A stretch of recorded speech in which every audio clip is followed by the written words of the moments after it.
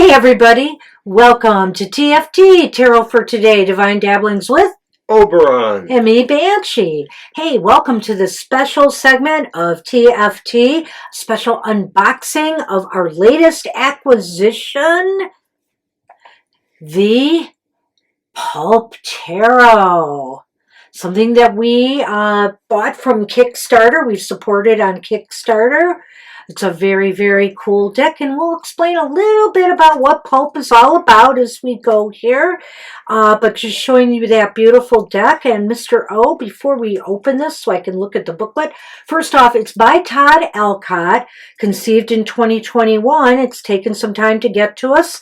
This is a first edition. Show the back of the box, please. It's made to look a little bit rough and tumble, just like, you know, it's been aged over the years, because of course the pulp era was like the mid 20th century and the mid and early and mid 20th century. Right, to some degree there was pulp art, pulp covers on pulp fiction maybe in the 20s, but certainly by the 30s, 40s is when it really picked up. That was probably more its heyday that we think of. So the other thing is, this was made to look like a book. Let's show the sides. Looks like a little book, the box. Nice hard box. Cool. All right. So let us open it up and take a look here. And Okay. pulp fiction itself, which Pulp Tarot covers or pulp covers adorn, was a wide mix of the mystery genres, you know, racier type fiction that was around, sci-fi, fantasy fiction of the day. So it's a simple little printed booklet. I will tell you right off the bat that there are no spreads in here. It is just interpretations, and it just looks like, you know, a single paragraph interpretation or so for each card, just to give you an idea there. He's just riffing off what he knows of the tarot. He's a fan of tarot. He worked with the tarot in the past, and he decided to design this deck based on something he really likes, the pulp graphics. All right, so I'm going to give you a little bit of information from his booklet here about what pulp is about, basically. And he gives a lot of kudos to writer Pamela Coleman Smith. He's definitely thinks that, you know, her artwork really, really brings out so much, you know, as far as tarot as an oracle goes. So now, why pulp? He said, for me, it has to do with gut impact. Pulp illustrations and the other mid-century American illustrations that he's drawn from were designed to grab the viewer's attention. Pulp illustrations had to compete with hundreds of other illustrations on magazines and book covers at the corner magazine stand. That means that they tended towards hyperbole and sensationalism with dynamic compositions, saturated colors, and overstated emotions. And luridness. And some luridness, it's true. Oh, it's true. So basically, they had to punch through the noise of an ocean of printed matter. And some of the best pulp artists learned to get to the point as fast as dramatically possible. So it was impossible to think of stories from the pulp era without seeing through the eyes of those artists. And so he really, really does love this, you know, the whole genre. And I wanted to also, I don't know, can you add anything to the pulp era at all from your knowledge of it? Well, like I said, it was ubiquitous. There were literally dozens, if not hundreds, of monthly titles. Yes. I mean, I think being more of a comic book fan and understanding the golden age, the very late 30s and 40s, the pulp era encompasses that too, because of course pulp paper was really why they were called that. It was the paper form, which was very cheap and easy to produce form of paper. It did not last very long, so it deteriorated fast. So that's another reason for its valuableness when you can find things that have survived halfway decently. So the creator, Todd Alcott, gives a little bit of word on his process, and he basically says that every one of the images in the Pulp Tarot is a collage of sorts, gleaned from hundreds of different sources and manipulated digitally, a la Photoshop, our friend Photoshop. Most of the central figures on the various cards have been lifted from original pulp sources and from his collection of magazines, novels, and advertisements, along with the occasional movie poster or serious novel. Now, he says some figures in here actually have been cobbled together from multiple sources. So, for example, he talks about the Two of Wands. The Explorer on the Two of Wands card comes from 5 different sources. The head and trunk of the man came from a 1920s adventure magazine cover, his trousers from a different image, his boots from still another, and the tiny globe from yet another. His arm and hands are my own, he says. So he put in the arms and hands on a lot of the figures in here. But it is very, very cool to see how this collage art came to be. And I think you're going to be very impressed with the graphics. They have the style and taste of that era. And, you know, if it was all cobbled together, it was cobbled together very, very well. So, Let's go. Let's get the show on the road. Okay, so in the box, I just want to show again where the cards lay here. And let's pop those out. Also, I want to show the backs of the cards. You can see kind of the size of the deck here, or even here. And notice the beautiful red sides. Okay? Trim, I guess you would call it. Okay, so let's start with the Fool. And let's pause at this card a minute because I want to show a couple things on the card. You will notice here on this card, it says Major Arcana, and then it says card number 0, does it say, or Fool? Zeros. Card number 0. Card number 0, and then it's got a little, I think your finger's on it, yes, a little stamp there that just says Major Arcana. So really it's made to look like kind of a pulp magazine feel to all of these cards. Keep that in mind as we go along here. And we have some shadows on the set from some of our things here, so I'll try to move it around to get the best view. Yes, and so notice the Fool is very cool. She's a runner. She's running over that ledge. All right, let's look at the Magician here, who looks like a classical magician type character. The High Priestess.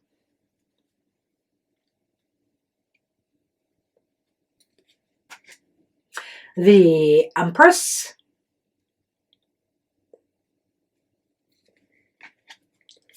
The Emperor. I love those little Aries things on his shield there.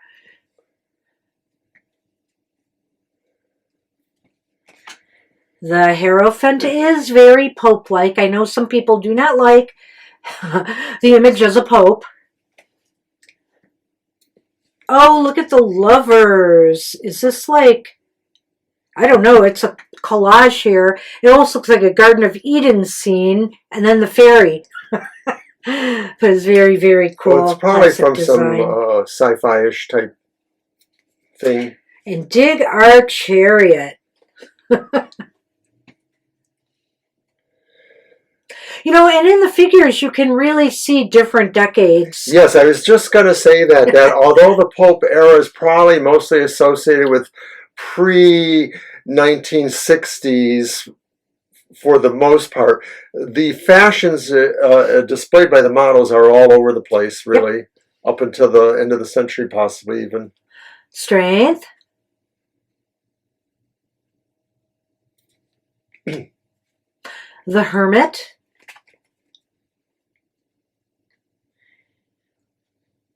And I love this very cool Wheel of Fortune.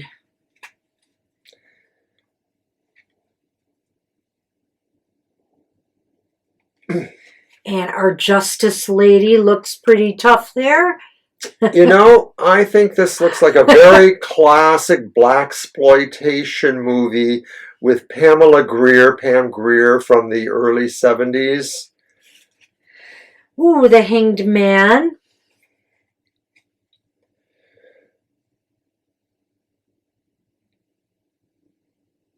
I kind of like that. I kind of like the Death card here too. It's got everything in it, but it looks kind of monster-like in a way, skeleton monster-like. And it's got the Pope, it's got the Emperor figure and a knight in there. It's kind of cool, kind of cool. Because all fall before death. That's right. I love this one, the Temperance card. It has words on here, part man, part woman, all angel, 1 foot in the water, 1 foot on the land.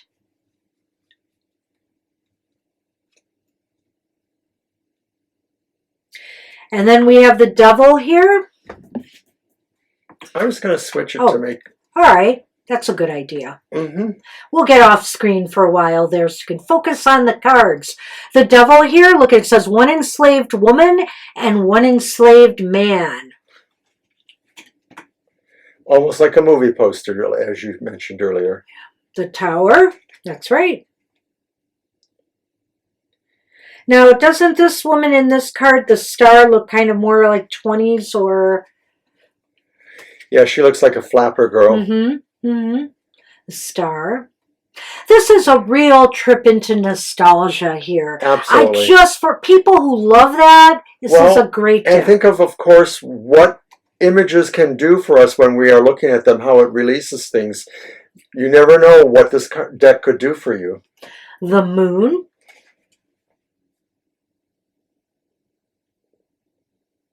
I love the playfulness of the Sun card on a what do you call those, on a horse, rocking horse? Hobby horse.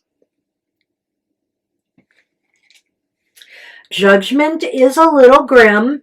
Oh, yes. And the world looks very global. Well, it almost looks like, you know, a different kind of art altogether. Yeah. Textbook art.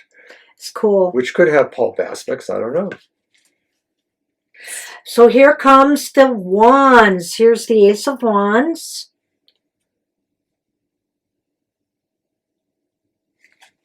And it's got a little wand icon at the top like the Major Arcana had. Here is the Explorer he talked about in the Two of Wands that was cobbled together, and he explained how. The Three of Wands.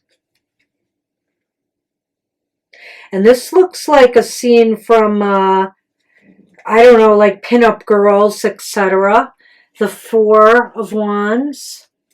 Well, truly, of course, it could also be something like the Ziegfeld Follies or things like that from the 20s, which, of course, was all about, you know, getting away with showing scantily clad women on screen. And the Five of Wands, the scene of conflict. Does this look like, or whatever, does this look like, it looks more conflict-like to me in this card, but doesn't that look like from the 50s, perhaps, Mr. O? Yeah, it does in a way. Nice little thought there. And then it looks like maybe a post-war celebration with the Six of Wands, or some kind of ticker tape parade. I almost feel like that's Cary Grant, Audrey Hepburn in a scene from a movie. I don't know if it really looks like them that much, but... The Seven of Wands. This is a classic pose from many action pulp movies. The woman clinging to the man as he faces the mob or whatever the menace is. Just a typical Eight of Wands in a way. There is a person on that card, though. It's usually, I don't think we have people on the Eight of Wands. I have a few decks that do. And this lady looks ready to fight in the Nine of Wands. Definitely exploitation pulp, which a lot of it was most pulp from that classic 40s, 50s era, even earlier, just had, you know, the racy pictures of women in bondage type poses. It was very much a big thing that was talked about by people about that effect that that artwork had on young minds. The Ten of Wands. Here's a very stylish woman as the Page of Wands. Yeah, this definitely looks like a more modern era 60s. of art. 60s, could be 60s. Yeah, we got one here with this muscle car, of course, with the Knight of Wands. The Queen of Wands has a cat, Mr. O. She usually does. Yep. And here we have the King of Wands. Looks like he's a fire starter. Twisted fire starter. All right, let's move on to these cups with the beautiful Ace of Cups.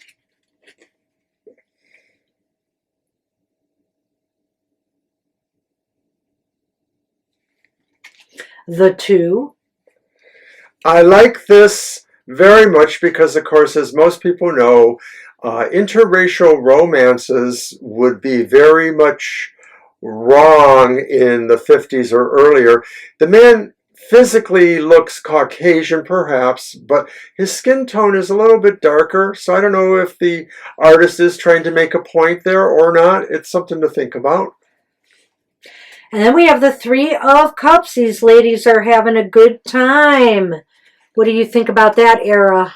50s? Oh, definitely. Cocktail hour. Happy hour. Whoops. Not our happy hour. Not our happy hour. Here we have the Four of Cups. I love this one. I remember looking at it earlier and saying it's hard to say if the man is holding the cup going through the window. Banshee pointed out that his fingers are around the cup. It almost felt like maybe the cup was on a sill and he was grabbing it. But I like that. And we have the Five of Cups.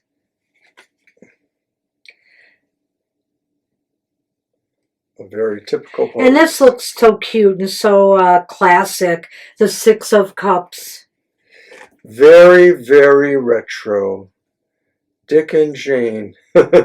Or something like that. Yeah, exactly. And I got to say, before I hand him the Seven of Cups, it has a mystical quality about it, Mr. O. Look at that. Oh, Zolar, right? Zolar, yeah, I know. Who was probably big in the 30s, 40s, 50s. Zolar's astrology. Yes, I love it. And then we have the Eight of Cups. That's really quite nice with the red there standing out. I like this that. This would be a good example of a Noir style. Yeah, maybe, you know? Yeah. There's a little Noir more would usually there. not have tones of red, so it's kind of reimagined, perhaps. I like that, though. And the Nine of Cups. Somebody partying. Now, the first time I saw this picture just from afar, I said, is that Elizabeth Montgomery? Then I know, me too. Then I said, is it Candace Bergen? I don't know. It just has that, that kind of, you know. And then we have a silly family here. Oh, my goodness. They're bowling. There's bowling trophies in the background. Talk about It's like kitsch. bowling balls. The Ten of Cups. Awesome. A very I used to like to bowl. 50s pastime. Let's go bowling. Yes. I had a bowling alley less than a block away, about a half a block away from my house. So here we have the Page of Cups.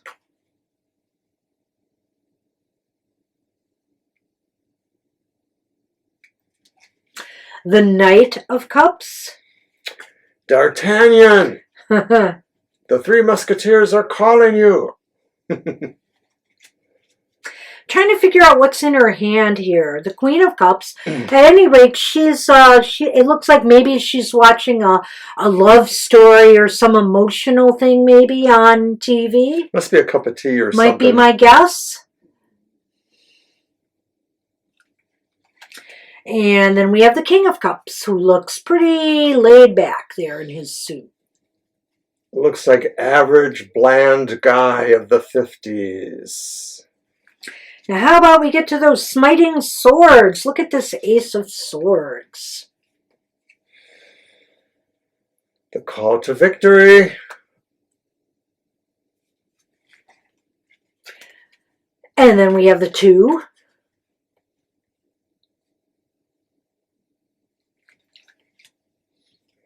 The 3.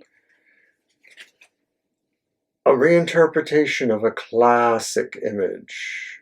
The 4, somebody in their sick bed. With swords, I'm sure, added and cobbled in there.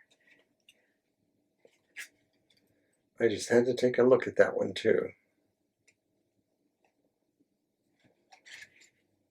The 5. There are bodies lying on the ground, I think, there. Yes.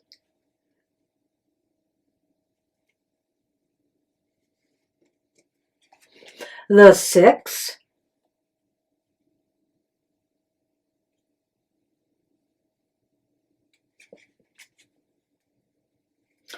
The 7 of Swords. It does look like intrigue here. A mystery, perhaps. Yes, it almost looks like a mock of a famous movie. Is that like a Norse poster. style? It is a Norse style. I think it's a mock of some movie, you know, Maltese Falcon or that kind of, you know, detective or mystery movie of the 40s or 50s. The 8 of Swords. Ooh.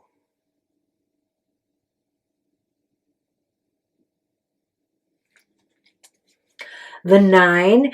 It's interesting there. I would have to get a magnifying glass to see what picture that is, but she's obviously pining or worried about someone maybe, or, you know, and who knows if it's somebody she's fearing or it's somebody she's longing for and missing or just worried about. The 10 of Swords, that's kind of a cool card. I like that one.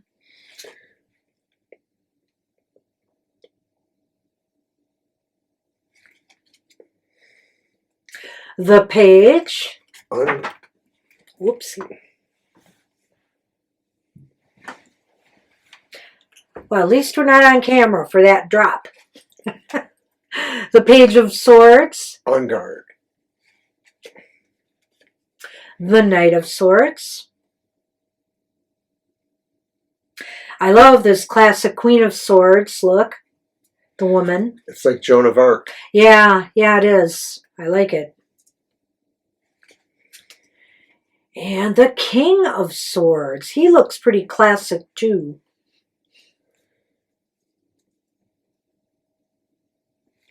Finally, we're on the Pentacles. Ace of Pentacles.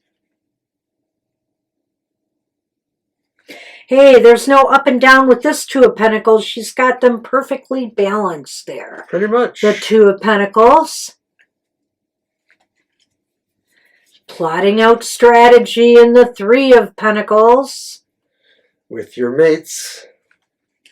This is a really cool picture. I'm not sure what to make of it. Is he sinking in quicksand while he's holding on to his cash?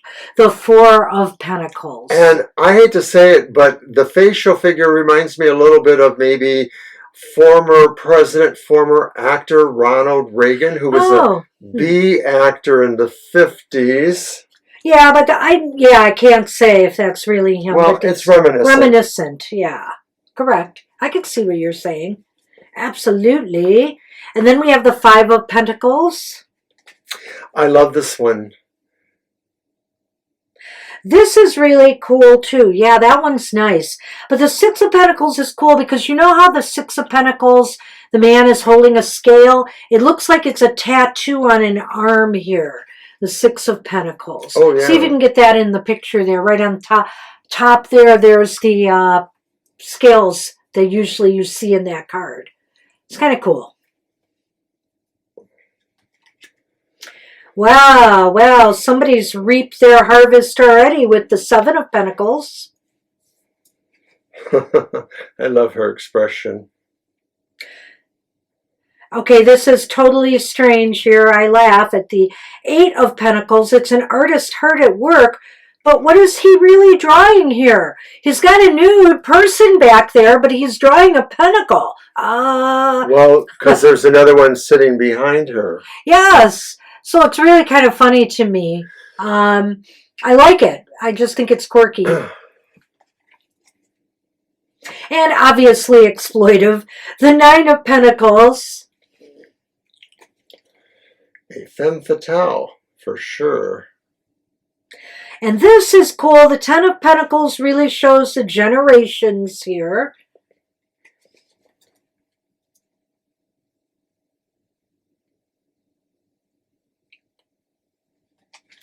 My God, the skinny figure. The Page of Pentacles. Now, if this isn't Nor, I don't know what is. The Knight of Pentacles. Very Nor. The Queen. In the original picture, this person was probably holding a gun. Maybe. Yeah, I would bet you're right. Mm-hmm. And the King. Looks like a dynasty type person. Blake, is that you? So here we are again. Hi. So you may have noticed that it looks like all the pages are female. So they did that, and I think the knights were all male. Yeah. You know, and then we have the couples, Queen and the King. Guess, yeah. You know, he mentions in his book not to get too hung up on gender. You know, in reading the cards, of course, that, you know, it could be anything. You know, the cards don't necessarily have to be ascribed to the gender on the card.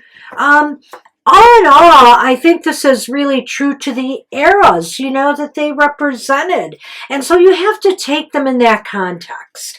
And so it may not appeal to everybody who may have their own hang-ups and, you know, triggers regarding some of this artwork. But for those of us who are into nostalgia and, you know, some of the kitsch of the eras, it's fun. It's a real fun deck. What do you think, Mr. O? I absolutely love it. I can't wait to start using it. Yes. All right. And now that I've done an unboxing, I can.